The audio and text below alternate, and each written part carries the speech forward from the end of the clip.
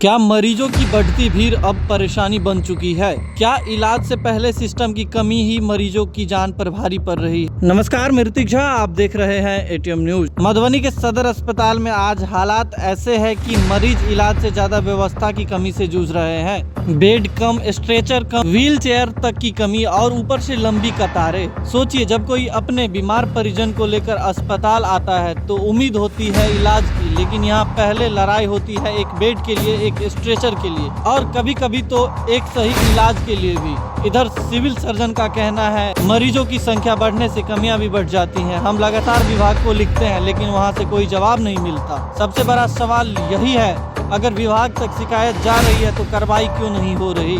आखिर जिम्मेदारी किसकी है?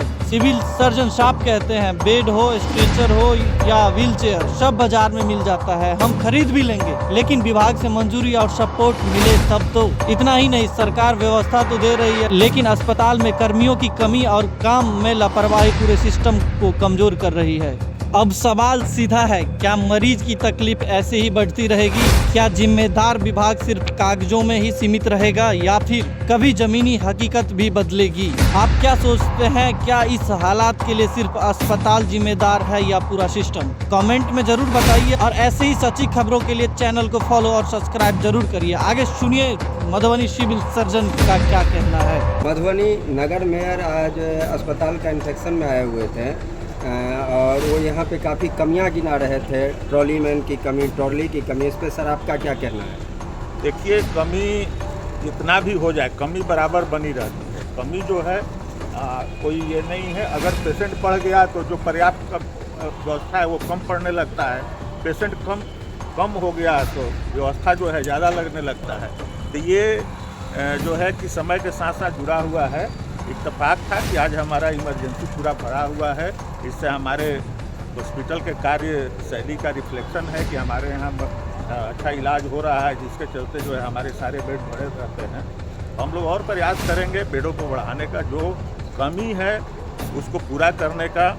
और मेन बात है कि ये सारी चीज़ें तत्क्षणिक हैं, ये सारी चीज़ें हम लोग उपलब्ध करा लेंगे, ये बाज़ार में बिकते हैं। लेकिन जो है हमारे पास मैन पावर है और वो सब के लिए जो हमको विभाग से इजाज़त होने के बाद ही वो सब पूरा हो सकता है। हम लोग बराबर इस पर विभाग में लिखते हैं और वहाँ से जो सुविधा मुहैया कराई जाती है। बिहार सरकार और स्वास्थ्य मंत्री मंगल पांडे के द्वारा बार बार कहा जा रहा है कि न कर्मियों की कमी है, न कोई दवा की कमी है हर जगह। इस पर सर आपका क्या कहना है?